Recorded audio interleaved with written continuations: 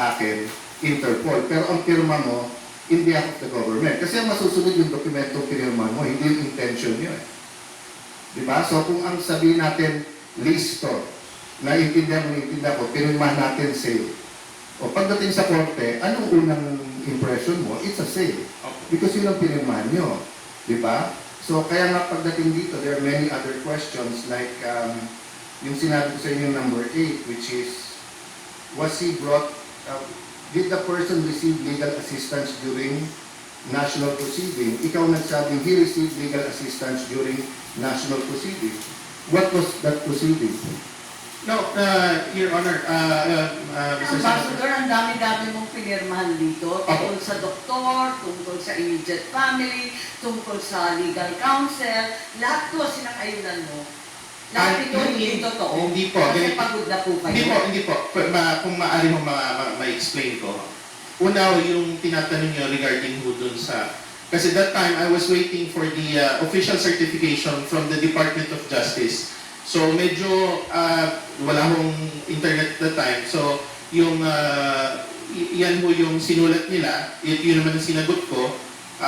So nung after few minutes, nag-request ako ng internet na print, binigay ko sa ICC yung certification from the Department of Justice. Sino nagsulat niyan? Kaninong handwriting yan? Kasi parang naiba sa sulat mo. Ma'am, sa ICC ma'am. Tapos pinirmahan mo na lang yung sinulat ng ICC. Pinakikita naman yan nung nagpapalitan kami namin. So, sang-ayon kayo sa lahat ng sinulat? Opo ma'am. Ano, so, yun yung papel mo doon? Ano pa yung nadilampanan mong papel? Kasi sabi mo, sinamahan mo si Presidente Duterte sa aeroplano. Pagkatapos, nung sinorender mo na at yan ang pinirmahan mo bilang kinatawan ng ating pamahalaan, ano pa yung iba pang papel mo? Ano pang dinampanan ng papel? Wala na. Pero nagdalawang araw ka pa rin eh. Hindi po ma'am, nag-aantay kasi doon din kami sumakay sa same plane pabalik po ng Pilipinas.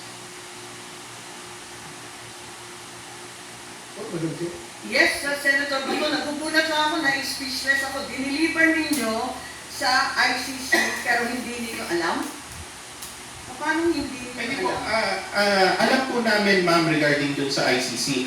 Ang hindi ko po, balikan po yung unang pag-uusap, kaya hindi alam. Nung unang pagdating sa airport, totally wala po kami, wala po akong alam nung pagdating po sa airport.